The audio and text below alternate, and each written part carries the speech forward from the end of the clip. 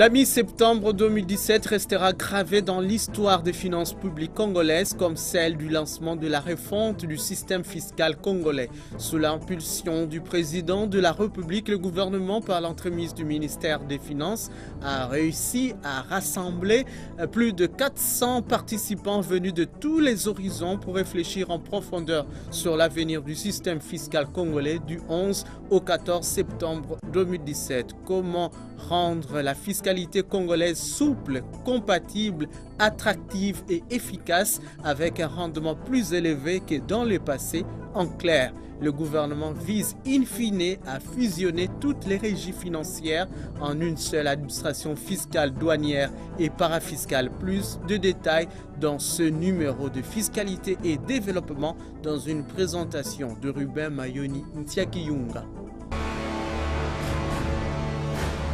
Agence Galaxy Media, la passion de développer la RDC. Nous sommes ravis de vous compter parmi nous pour prendre part à la grand-messe des finances publiques en République démocratique du Congo, fiscalité et développement. Madame, Messieurs, bienvenue. Vous le savez déjà d'ailleurs, ouverture vendredi 15 septembre 2017 à l'hémicycle du Palais du Peuple de la session ordinaire du Parlement congolais.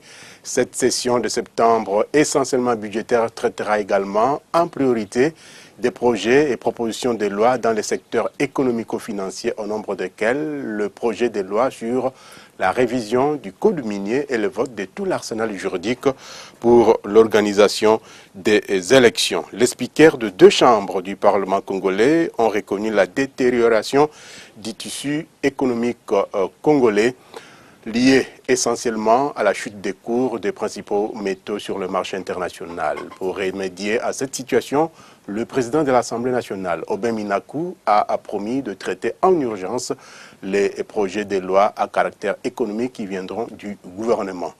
De son côté, Léon Kengo Adondo, président du Sénat, a exhorté le gouvernement de la République de tout faire pour améliorer les conditions de vie de la population congolaise. La session parlementaire de septembre étant essentiellement budgétaire, elle pourrait également, aussi d'ailleurs, traiter des questions économiques, voire fiscales. Et pour cause, la semaine du 11 au 17 septembre 2017 a été dominée par la tenue du Forum national sur la réforme du système fiscal de la République démocratique du Congo. Plus de 400 participants venus du gouvernement central, des provinces, des entités territoriales décentralisées, du secteur privé, de la société civile et des partenaires au développement ont pris part aux travaux de ces importantes assises sous la direction du ministère des Finances. C'était à Pullman Hotel du 11 au 14 septembre 2017. Quel système fiscal pour la croissance et le développement de la République démocratique du Congo? C'est le thème de ce forum qui s'est voulu être un tournant décisif, en tout cas pour le pays de Lumumba. Retour sur les 4 journées de travaux dans ce condensé signé Jean-Lumière Sekama et Fanfa Makitou. Un vice-premier ministre pour l'ouvrir et le clôturer, plus de 400 participants pour réfléchir au cours de ces assises. Le Forum national sur la réforme du système fiscal de la RDC ne pouvait mieux commencer. Le vice-premier ministre en charge de l'Intérieur, Emmanuel Shadari, a fait le procès du système fiscal congolais. À chaque fois que l'on entend parler du système fiscal congolais, il est dressé devant soi un mur de lamentation, au point que l'État fut taxé dans un passé relativement lointain de se livrer au terrorisme fiscal. Son organisateur, le ministre des Finances, Henri Yves Moulang, a rappelé la volonté du gouvernement de voir s'appliquer au cours de l'année 2018 un nouveau système fiscal. Ce dernier devra améliorer le climat des affaires, attirer un maximum d'investisseurs en RDC et exploiter surtout tout le potentiel économique fiscal de l'économie, a-t-il dit en substance. Organisé avec l'appui de la Banque mondiale et du Comité d'orientation de la réforme des finances publiques, COREF, gestionnaire du projet Profit Congo, ce forum a aligné 5 sessions d'exposés et de débats. Elle a permis en fait de faire un diagnostic profond du système fiscal congolais, le point de la décentralisation, d'aborder la question à l'échelle internationale et surtout de plancher sur le civisme fiscal et l'éthique. En matière fiscale, un des grands partenaires de l'État demeure le monde des affaires. Celui-ci, par la bouche d'un de ses plus illustres représentants, Albert Yuma Moulimbi, président national de la Fédération des entreprises du Congo, a fait son examen de la fiscalité congolaise. C'est bien au gouvernement, sur la base d'une vision claire, de proposer des politiques fiscales volontaristes qui favorisent des secteurs prioritaires, comme l'agriculture ou l'industrie. Des politiques fiscales qui favorisent des catégories d'acteurs, comme les créateurs d'entreprises, et notamment les PME des jeunes et des femmes. Des politiques fiscales qui alignent les intérêts de l'État, à ceux des entreprises et permettent à ces dernières de créer des richesses. Les interventions d'experts internationaux ont été diverses, nombreuses et riches en expérience. Les anglophones ont tendance à regrouper toutes les autorités en une seule. Les francophones, ça ne marche pas. À vous de voir, peut-être on parlera anglais pour que ça puisse marcher. Le forum s'est également penché durant ces sessions sur la décentralisation fiscale et tous les problèmes qu'elle entraîne. L'idée d'une centrale unique des recettes a fait son chemin. Les exposés débats des 2 premiers jours ont été suivis des travaux dans 4 ateliers. Le premier, celui des impôts, a proposé entre autres la mise sur pied de l'identifiant fiscal unique, la TVA à plusieurs taux, la baisse du taux d'impôt sur les bénéfices et profits de 35 à 30%. Le second atelier sur les douanes et accises a recommandé plus de rigueur dans l'octroi des exonérations orientées essentiellement vers l'investissement, la protection de l'industrie locale et la fin de la multiplicité des services et perceptions aux frontières.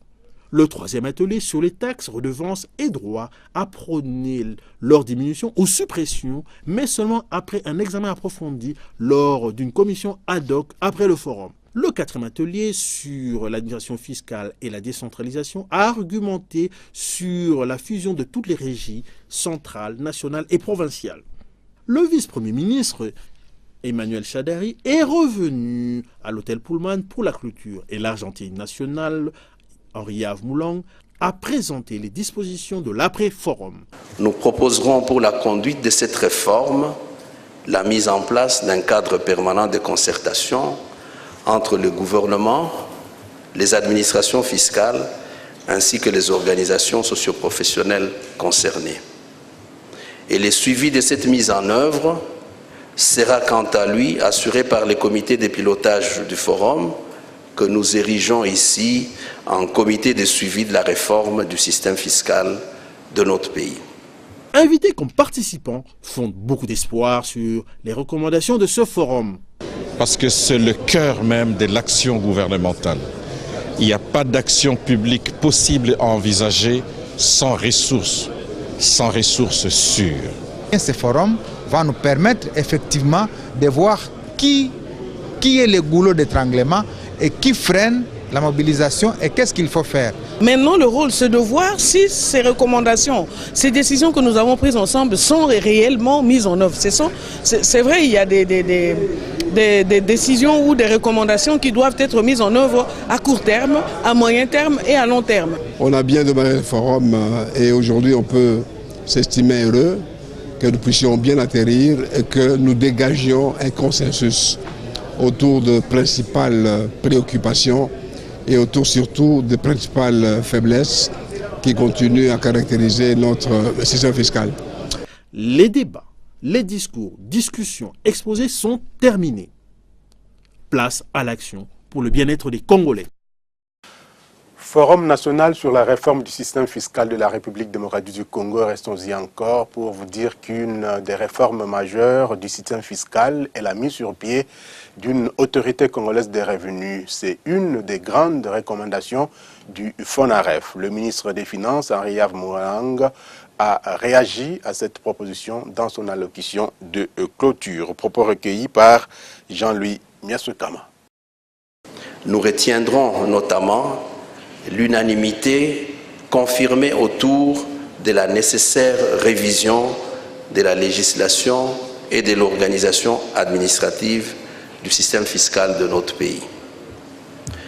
Cette modification des textes et des structures doit, nous ne le dirons jamais assez, viser à rendre ces systèmes plus modernes et donc basés sur une législation plus facile à lire et à comprendre plus adapté aux réalités d'un monde ouvert et dominé par les nouvelles technologies de l'information, en fait plus à même de contribuer à l'amélioration du climat des affaires en même temps qu'à une exploitation optimale du potentiel fiscal de notre économie.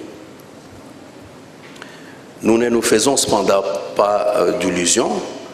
Ces forums ne constituent que le début d'un processus devant conduire à cette rénovation de notre système fiscal. Le chemin à suivre pour réformer totalement le système actuel sera relativement long et parfois parsemé d'embûches.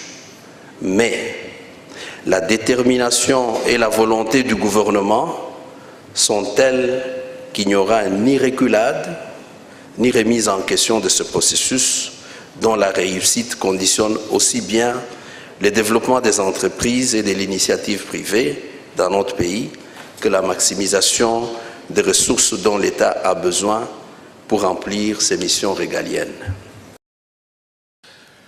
Il y a de cela quelques années, le gouvernement de la RDC avait organisé les assises sur le coulage des recettes avec des résolutions formulées sans donner des résultats intéressants. Mais quelle est la différence entre ce forum national sur la réforme du système fiscal de la République démocratique du Congo et les assises organisées dans le passé dans quasiment le même contexte? Tentative de réponse avec Jérôme Sekana Pene-Papa, journaliste économique et coordonnateur national du réseau Toile d'Araignée, qui a également réagi à la proposition de la création d'une autorité congolaise des revenus mettant sous une seule administration les 3 régies financières de la République démocratique du Congo. On l'écoute au micro de notre confrère Didi Mavambu. Le forum qui vient de se tenir à Pullman Hotel est différent de tous les autres forums qui se sont déjà tenus en République démocratique du Congo en rapport avec la réforme de notre système fiscal, et que cette fois-ci nous démarrons une révolution.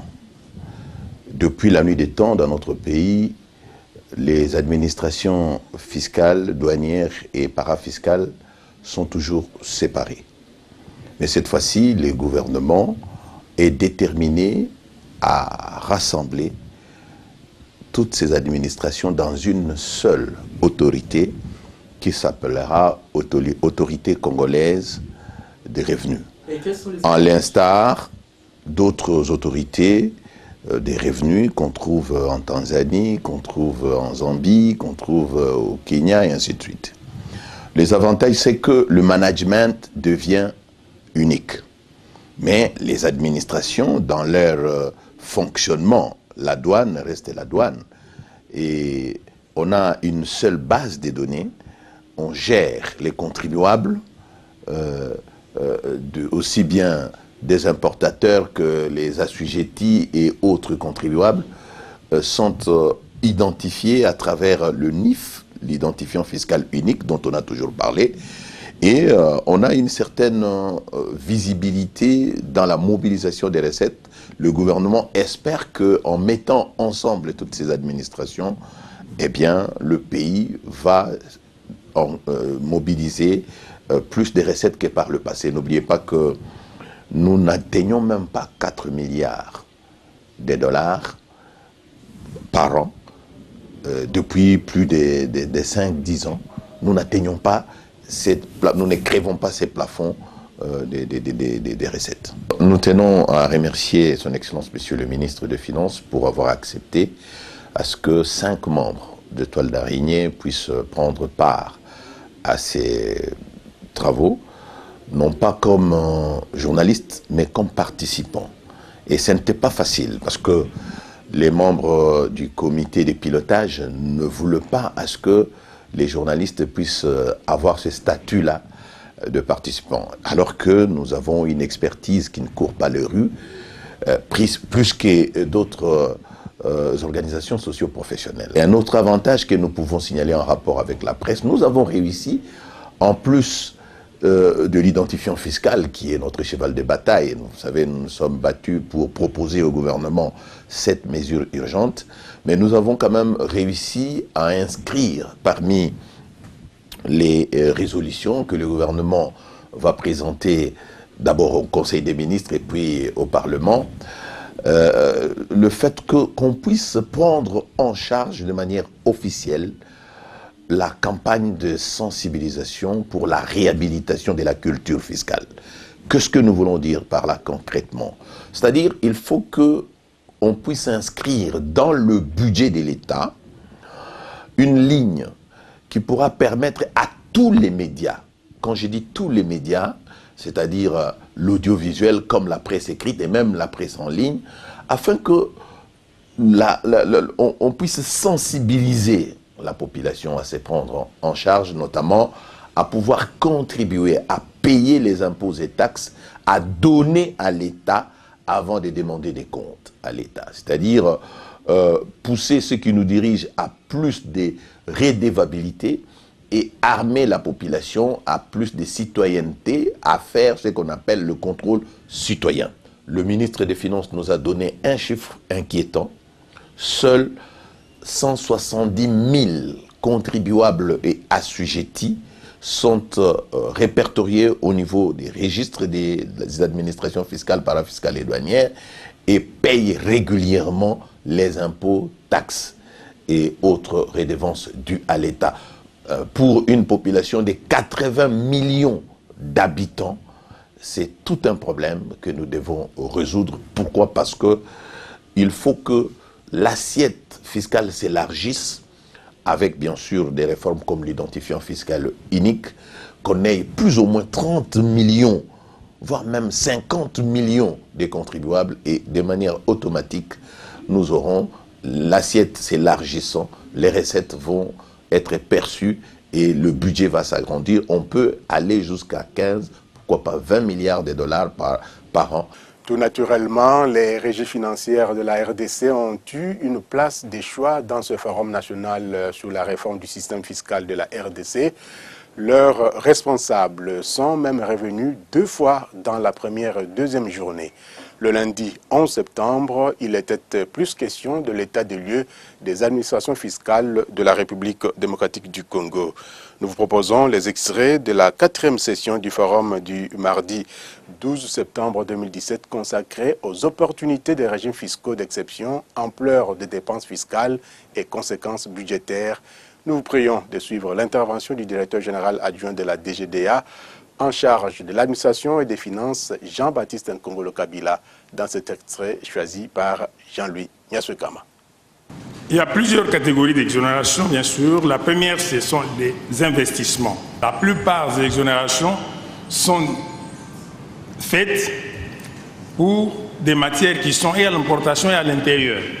Donc il y a les investissements, il y a des régimes fiscaux particuliers qui procèdent par exemple des codes miniers, il y a d'autres dispositions légales et réglementaires, il y a des privilèges diplomatiques, il y a d'autres accords et conventions, comme l'accord de Florence, il y a les associations sans but lucratif et autres établissements d'utilité publique qui bénéficient de exonérations. Pour ce qui concerne les investissements, vous trouverez le code des investissements. C'est cette loi-là, 004. Il y a le code minier. Il y a des conventions minières. Vous savez que certaines entreprises minières ont obtenu des facilités. Pourquoi? Ces entreprises minières ont signé des conventions. Ils ont des permis d'exploitation. Les entreprises minières qui ont des permis d'exploitation bénéficient des facilités de conventions minières. Il y a des conventions pétrolières. La plupart d'entreprises, enfin, pas la plupart, toutes les entreprises minières extractrices de produits pétroliers bénéficient des exonérations. Il y a des partenariats stratégiques sur les chaînes de valeur. Il y a le décret des investissements dans le domaine de l'électricité. Voilà autant de lois, de conventions et des dispositions qui sont prévues par par la République démocratique du Congo pour attirer le plus grand nombre d'investisseurs et pour encourager ceux qui s'y investissent. Retrouvons une fois de plus Jean-Louis Miasokama qui a recueilli les propos du directeur général adjoint de la DGI qui a, à son tour, lui aussi, évoqué les conséquences budgétaires et l'ampleur des dépenses des régimes fiscaux d'exception. Suivez. Chez nous, au niveau de la DGI, ces incitations peuvent prendre la forme d'exonération, des taux réduits d'impôts, des amortissements accélérés ou des amortissements dégressifs, des abattements de la base d'imposition ou alors des prises en charge par l'État de la fiscalité indirecte. L'objectif, à travers les incitations, le gouvernement vise à atteindre des objectifs spécifiques. Et la question qui a été posée ici tout à l'heure, est-ce que ces objectifs sont atteints et ainsi de suite. Ça, ce n'est pas notre problème. Mais nous savons que le gouvernement veut atteindre des objectifs. Dans quel sens? L'accroissement des investissements dans des secteurs clés, la croissance économique, la création des emplois, l'amélioration de la compétitivité, ainsi que l'attrait de l'investissement direct des étrangers. Alors, tout ceci, au niveau des impôts, se retrouve dans des textes, des bases, des textes fiscaux. Alors, s'agissant des impôts de la DGI, ces principaux textes sont les conventions internationales. Et là, pourquoi? C'est en vue d'éviter la double imposition et souvent prévenir l'évasion fiscale en matière d'impôts sur le revenu. Cas spécialement, nous venons d'en signer ici 2 conventions avec la République sud-africaine et le Royaume de Belgique. Il y a la loi 04, porte sur le code des investissements, on l'a dit tout à l'heure, qui prévoit l'exonération de l'impôt sur les bénéfices et profits, sous certaines conditions d'éligibilité, sur une période allant de 3, 4, 5 ans, selon la région économique de l'implantation de l'investissement. Madame Sambi Kikoutoué, c'est le directeur général de la Direction générale des recettes administratives, judiciaires, domaniales et des participations de Gérard. Elle s'est, elle aussi, livrée au même exercice que ses homologues des autres régies financières. Jean-Louis Miasokama a également recueilli ses propos.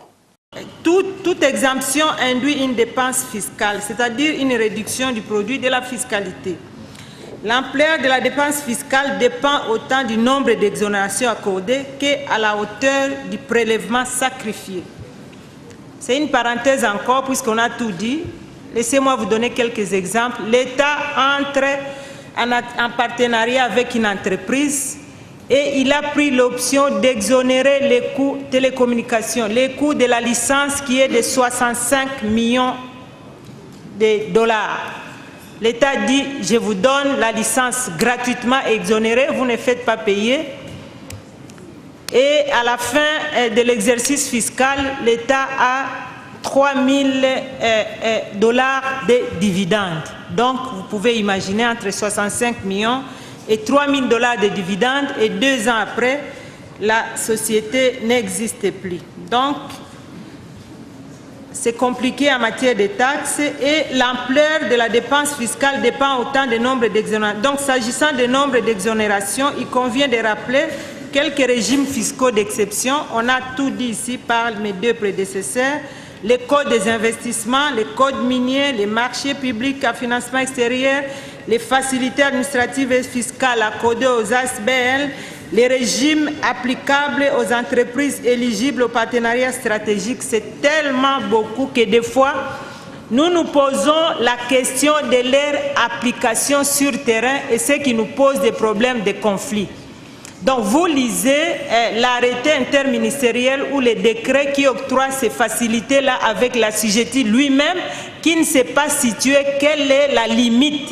On nous a dit tout à l'heure ici que les exonérations doivent être quantifiées. Lui-même ne sait pas quantifier.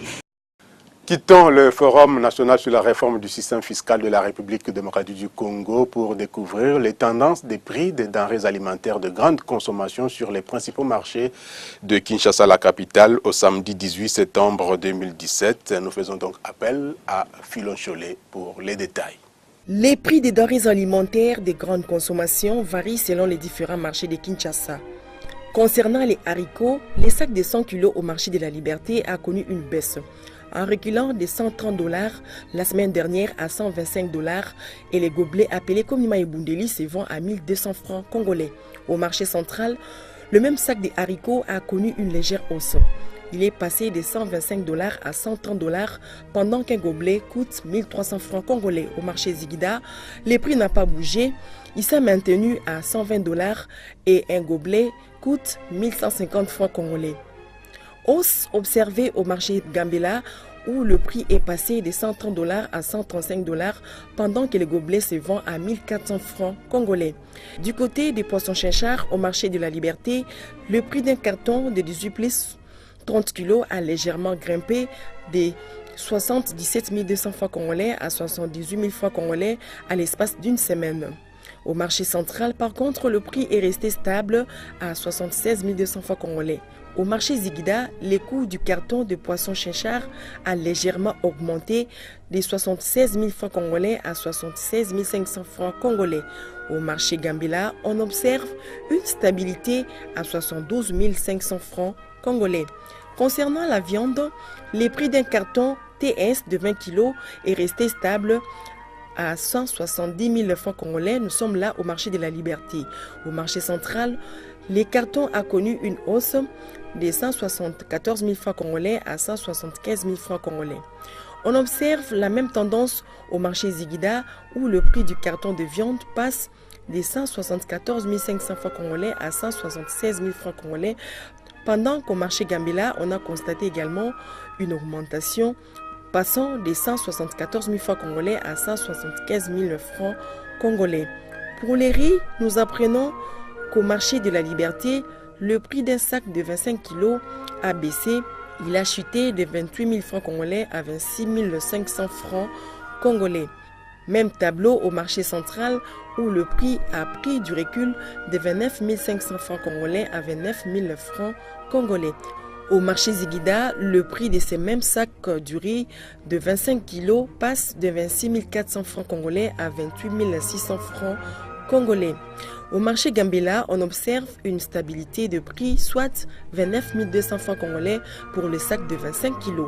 Quant aux produits secs au marché de la Liberté, le prix du sac de manioc a connu une augmentation de 65 000 francs congolais à 67 000 francs congolais. Stabilité des prix par contre au marché central où le même sac du manioc est vendu à 60 000 francs congolais. Au marché Zigida, le sac a connu une hausse passant de 60 000 francs congolais il y a de cela une semaine à 61 000 francs congolais.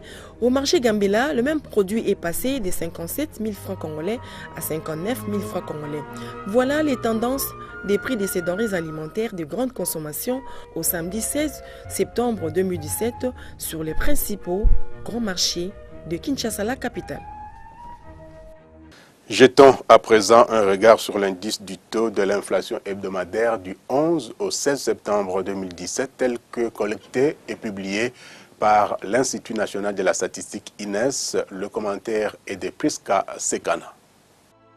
L'inflation hebdomadaire du 11 au 16 septembre 2017 est de 0,489% au niveau national et de 0,454% à Kinshasa. En cumul, l'inflation a atteint 35,244% au niveau national et 34,682% à Kinshasa. L'inflation annualisée se situe à 52,853% au niveau national et 51,961% à Kinshasa. En glissement annuel, l'inflation est de 46,280% au niveau national et 46,519% à Kinshasa. L'inflation de la semaine est consécutive à la hausse des prix de poissons frais, de viande, de pains et céréales, des matériaux de construction, des services de communication, des services de restauration et hôtels, des meubles, articles de ménage et entretien courant de la maison, des articles et services de soins corporels, de quelques vêtements et de frais scolaires. Le franc congolais, notre devise nationale, observe depuis environ 3 semaines une stabilité relative par rapport au dollar américain sur le marché d'échange. Le taux officiel de la Banque centrale du Congo indiquait un dollar américain à 1556,82 francs congolais pendant qu'un euro s'est négocié à 1854,64 francs congolais au vendredi 15 septembre 2017. Au samedi 16 septembre, le dollar américain s'est changé à 1580 francs au centre-ville, précisément au couloir du Grand Marché de Kinshasa, pendant qu'à l'aéroport international d'Ndjili, le dollar s'est négocié à 1500 francs, pendant qu'à l'intérieur du pays, dans la ville de Kananga, au Kasaï central, le dollar s'est changé à 1555 francs. À Kisangani, dans la province de la Tchopo, le roi dollar s'est négocié à 1550 francs congolais. Au Maniema, précisément dans la ville de Kindu, le roi dollar s'est changé à 1540 francs congolais. Dans la ville de Chikapa, au Kasaï, les taux étaient à 1530 francs congolais, le dollar américain. Et dans le Congo central, précisément à Kimpese, un dollar américain s'est changé à 1500 francs congolais. Même chose dans la province du Haut-Katanga à Lubumbashi. Enfin, dans le nord Kivu, à Goma précisément, le billet vert s'est changé à 1550 francs congolais. Prenons à présent les nouvelles des cours des principales matières premières sur le marché international au dernier fixing du samedi 16 septembre 2017 avec notre confrère Titi Mavambou. Bonne nouvelle pour le cours du pétrole qui a fini le week-end au vert. À Londres, le baril de l'or noir s'est négocié à 55,48 dollars américains, soit une hausse de 0,36%, pendant qu'à New York, il a connu une augmentation de 0,06% en se négociant à 49,75 dollars américains le baril. Le cours du cuivre, par contre, a reculé de 2,59%. La tonne métrique du métal rouge a valu 6455,75 dollars américains. Stabilité pour les prix du cobalt qui s'est maintenu à 60 650 dollars américains la tonne. L'or a fini la semaine en baisse de 0,67%. L'once du métal jaune s'est négociée à 1320,40 dollars américains. Côté principaux produits céréaliers, la tendance générale est haussière. Plus 4,87% pour le prix de la tonne de maïs qui s'est vendu à 355 dollars américains. Pendant ce temps, le cours du riz a valu 12,82 dollars américains, soit une hausse de 1,38%. Et enfin, le blé a clôturé également la semaine au vert avec une augmentation évaluée à 6,54% en se négociant à 448 dollars américains la tonne. Le tout au dernier fixing du samedi 16 septembre 2017. Quittons momentanément Kinshasa, la capitale, pour nous rendre dans le Congo profond, où le directeur général du Fonds de promotion de l'industrie, Patrice Kitebiki-Bolmvoul, a bouclé sa mission de 2 semaines passées dans les provinces du Haut-Lomami, Tanganyika, Lualaba et Haut-Katanga. Une mission menée sous la coordination du ministre national de l'Industrie, Marcel Ilunga. Mission inscrite dans le cadre de l'identification des opportunités d'investissement et d'intervention du Fonds de promotion de l'industrie pour l'essor de l'industrie congolaise et la vulgarisation de la nouvelle procédure de financement des projets basés sur les chaînes de valeur. Après Malembankulu, Kamina et Kalemi, les villes de Kolwezi et Lubumbashi ont constitué les points de chute de cette descente effectuée dans les Grands Katanga. Didi Mavambou pour les précisions. À l'étape de Kolwezi dans le Lualaba, le manager du FPI est reçu par le gouverneur de province Richard Mouyej. Ce dernier préside la séance de travail mixte gouvernement provincial, assemblée provinciale et opérateurs économiques. Occasion pour Patrice Kitebiki-Bolmvoul de sensibiliser et informer l'assistance sur la nouvelle vision stratégique du FPI en matière de financement et la manière dont cet établissement public pourrait concrétiser la vision du chef de l'État, celle de booster l'essor industriel en RDC. Cette promotion cible le PME et PMI du secteur de l'agro-industrie en prenant impérativement en compte les chaînes de valeur. La population du Lualaba, comme les populations des autres provinces, le FPI est à leur service. Le FPI est au service des promoteurs du secteur privé et aujourd'hui nous sommes en train de travailler avec le gouvernement qui a donné des instructions, le chef de l'État a donné des orientations stratégiques pour que le FPI soit géré autrement et que nous puissions financer autrement. À Lubumbashi, reçu par le gouverneur du Haut-Katanga Célestin Pandé Kapopo, la délégation du FPI, conduite par son directeur général, présente les opportunités d'investissement au profit de la province. Ensuite, le FPI a convié les opérateurs économiques groupés au sein de la FEC à une matinée d'échange afin de décrisper l'environnement de collaboration caractérisé par des divergences de vues durant plusieurs années. Moment choisi par Patrice Kitebiki-Bolmvoul pour présenter à l'auditoire la nouvelle philosophie en matière de financement et de décaissement. Les attentes des opérateurs économiques sont nombreuses. Premièrement, on s'en réjouit, ils valident la stratégie de financement sur les chaînes de valeur. Ce que les opérateurs économiques veulent, c'est que nous puissions financer, premièrement, pas seulement les grandes entreprises, mais également les petites et moyennes entreprises. Et c'est notre vocation. Deuxièmement, il y a les associations des femmes, les associations des jeunes qui ont également des besoins de financement qui sont importants. Et nous leur avons expliqué un peu ce qui se fait actuellement avec notre politique de développement des incubateurs de start-up. Et de ce point de vue-là, dans les jours qui viennent, je pense que nous viendrons pour livrer les résultats de la démarche. Et nous avons également expliqué que dans la démarche du FPI nouveau, dans les nouvelles modalités de financement de projets, il y a une flopée d'institutions qui participent, un grand nombre d'institutions. Donc l'architecture se densifie, il y aura des problèmes, mais nous devons collaborer, notamment en ce qui concerne les start-up et par exemple les centres d'excellence avec les universités. À Lubumbashi comme à Kolwezi, le directeur général du FPI a inspecté les unités industrielles qui ont bénéficié du financement de l'institution ou d'autres encore qui comptent être accompagnés par le FPI pour leur optimisation. À tous, Patrice Kitebi a rappelé l'impératif de s'acquitter d'un devoir civique, celui de payer la taxe de promotion de l'industrie afin de permettre à cet établissement public de pérenniser les cycles de financement des projets industriels. Rentrons à Kinshasa pour voir l'actualité du Bureau central de coordination BCECO. Devoir de redevabilité donc oblige. Le BCECO a présenté la semaine qui s'achève son rapport annuel 2016, 14e de la série. Ce document rend compte de l'exécution des projets et programmes confiés à la gestion du Bureau central de coordination au cours de la dite période. Fabien Louboulou l'a lu pour vous et vous fait découvrir les grandes articulations de ces rapports. Suivez.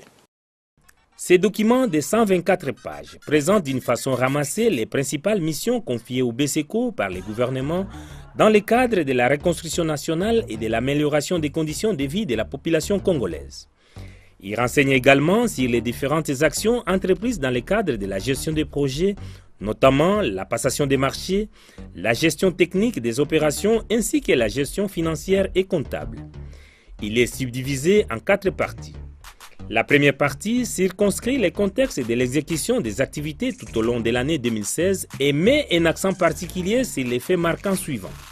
La visite de supervision des stades municipaux par le chef de l'État et leur inauguration par le Premier ministre, l'inauguration du stade omnisport de Kindu par le chef de l'État, l'organisation des 2 journées portes ouvertes et la tenue d'une conférence de presse dans le cadre de la commémoration du 15e anniversaire du BCECO, la participation du BCECO à la première édition de la Foire agricole internationale de Kinshasa et de l'Expo béton consacrée à la construction et aux infrastructures. Le lancement officiel des travaux de construction du bâtiment devant abriter l'incubateur pilote des PME, l'éclairage public de Kindu dans la province du Maniema, les travaux de construction de l'université de Kalemi et des travaux de construction du tribunal de paix de Songololo dans le cadre des projets Protripé.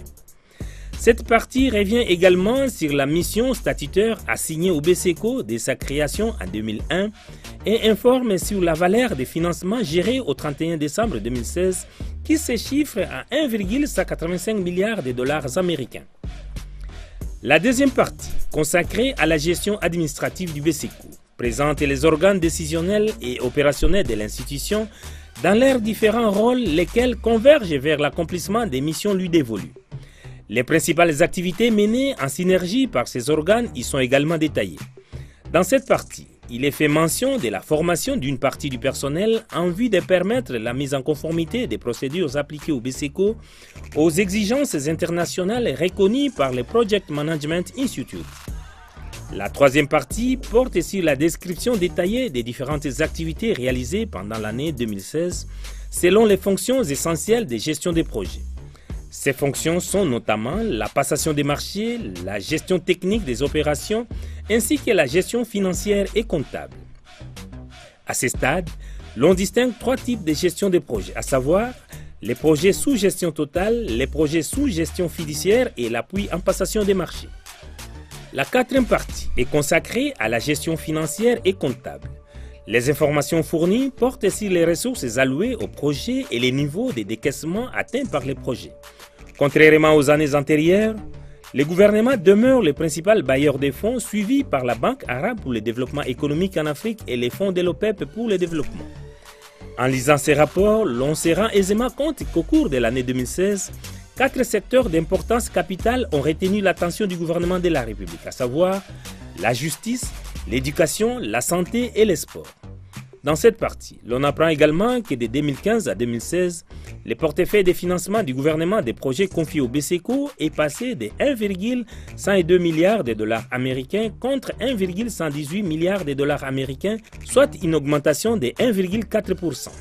En ce qui concerne les statistiques des marchés attribués en 2016, ces rapports renseignent que les activités réalisées ont permis l'aboutissement des processus d'attribution de 821 marchés pour un montant global de 131 446 597,83 dollars américains répartis entre les marchés des fournitures, les marchés des travaux, les marchés des services et les marchés des prestations intellectuelles. Ainsi, les BSECO, en qualité de maître d'ouvrage délégué, a mené en 2016 une politique d'extrême prudence, voire de rigueur, compte tenu de la clôture ou de la cession de certains projets pourvoyeurs de ressources. En liminaire de ces rapports, le directeur général du BSECO a soutenu que, fort d'une expérience de plus de 15 ans dans la gestion des projets, son institution réitère son engagement à déployer davantage son expertise dans l'amélioration du niveau d'exécution des projets, à réaliser dans les délais requis, du respect du budget, de la rigueur et de la qualité du produit fini, à la satisfaction de tous ses partenaires. Ce genre d'exercice auquel se livrent chaque année les BSECO est une preuve de plus, si besoin en était encore, que la transparence dans la gestion des fonds publics est de mise dans cette institution. Un bel exemple à suivre. Restons au BSECO. Sous ce chapitre, donc, notons également que la tradition a été respectée avec l'organisation de 2 séances publiques d'ouverture des plis consacrées à 2 demandes de propositions et 3 avis à manifestation d'intérêt. La demande, ou disons les demandes de propositions, étaient relatives au recrutement, d'une part, d'un cabinet chargé de l'audit financier sur la gestion du projet de construction des tribunaux de paix exercice 2014-2015, et d'autre part, au recrutement d'un consultant chargé de l'audit des frais de gestion du Bureau central de coordination exercice 2014, 2015 et 2016. Les avis à manifestation d'intérêt étaient relatifs d'abord au recrutement des opérateurs cartographes dans les provinces de l'Équateur, Olomami, Otuele, Kasaï Central, Kwango, Kwilu, Lomami, Maniema, Mongala, Sankuru, Nord Ubangi, Sud Ubangi, Tanganyika et Tchouapa. Ensuite, au recrutement des chargés de l'administration et des finances dans les provinces de l'Équateur, Olomami, Kasaï Central, Kwango, Kwilu, Lomami, Maniema, Nord Ubangi, Sankuru, Sud Ubangi et Tanganyika. Enfin, au recrutement des chargés de la logistique dans les provinces de l'Équateur, Olomami, Kasaï Central, Kwango, Kwilu, Lomami, Maniema, Nord Ubangi, Sankuru et Sud Ubangi. À l'issue de 3 jours d'intenses travaux, soit du 11 au 13 septembre 2017 de leur Assemblée générale élective, les membres du Forum des femmes pour la gouvernance des ressources naturelles disposent désormais de 3 organes devant présider durant 3 mois à la destinée de la plateforme. Il s'agit donc du conseil d'administration, du secrétariat exécutif et du collège des commissaires aux comptes. Assemblée générale élective tenue grâce à l'appui de Open Society Initiative Society for Southern Africa. Reportage de Rosette Mamba et Landry Nyangui, rendu par Muriel Makese. Les participantes venues de Kinshasa et des provinces ont travaillé d'arrache-pied pour se doter des statuts acceptés par tous les membres avant de procéder à la validation du plan stratégique triennal 2018-2020. Ces plans reprend la mission, la vision, les objectifs ainsi que les axes d'intervention du forum allant des actions de plaidoyer aux formations en passant par la sensibilisation. Ceci pour améliorer les conditions des femmes vivant aux alentours des zones d'exploitation des ressources naturelles, mais en même temps impliquer plus les femmes dans la gouvernance des ressources naturelles. S'il est établi que les femmes sont les premières victimes de l'exploitation des ressources naturelles, elles doivent être en première ligne dans les combats pour que les ressources naturelles profitent réellement aux populations. La secrétaire exécutive du FFGRN a profité de la cérémonie de clôture pour saluer les travaux réalisés par le comité provisoire dont elle a fait partie, travail qui a conduit à cette Assemblée générale élective. Ce comité provisoire a aussi le mérite d'avoir mis en ligne un site internet pour la plateforme et formé 3 membres pour sa mise à jour régulière. C'est lui aussi qui a fait connaître aux autorités l'existence du forum et a défini l'identité visuelle du FFGRN. Nous osons croire qu'avec la motivation, la rigueur, l'abnégation de tous et de toutes, nous pourrons conduire à bon port notre jeune plateforme qui se veut du reste innovante. La présidente du conseil d'administration a rappelé l'engagement pris par toutes les élus pour que les ressources naturelles cessent d'être une malédiction, mais qu'elles puissent plutôt amener les pays au développement durable. Pour sa part, la responsable du programme Justice économique de OSISA a appelé les unes et les autres à travailler à la base en menant les actions concrètes sur les terrains. Une façon pour elle de porter plus haut la voix des femmes victimes. Très émue, Euphrasie Aminat a enfin sollicité l'implication des hommes car la quête pour la bonne gestion des ressources naturelles doit être l'affaire de tous. Les directeurs pays de OSISA voient dans l'installation des organes du FFGRN les débuts de l'exécution du plan stratégique et la consolidation de la synergie des femmes.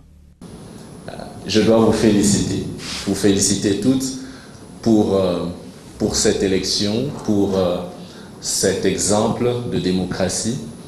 Vous féliciter parce que vous savez, et je le disais à la presse pendant le lancement de cette Assemblée générale, nous, acteurs de la société civile, nous sommes souvent très demandeurs vis-à-vis des institutions. Nous demandons des élections dans les délais constitutionnels. Mais nous ne sommes pas très exigeants vis-à-vis de nous-mêmes. Et souvent, il nous a été reproché de ne pas être en mesure d'appliquer la même démocratie au sein des organisations de la société civile. Et je suis heureux que ce forum donne, par cette Assemblée générale, un exemple positif qui peut inspirer, je l'espère, d'autres organisations de la société civile à développer aussi cet apprentissage démocratique au sein de leurs institutions. Créé en mai 2016, au terme de la 3e édition d'une série de formations organisées par OSISA à l'intention des femmes venues des institutions publiques, de la société civile, de médias, les forums des femmes pour la gouvernance des ressources naturelles a la vision d'un Congo où les femmes participent à la promotion de la transparence et de la bonne gouvernance dans les secteurs extractifs. Vous voulez assurer la gestion efficace de votre parc automobile, l'économie de carburant ainsi que l'optimisation des trajets et itinéraires. Vous avez désormais la solution avec Africa Panorama qui vous propose ces différents produits en tant que spécialiste de la géolocalisation GPS. En effet, ces différents produits s'avèrent donc des outils de taille pour faire face en cas d'abus, de fraude ou encore de vol.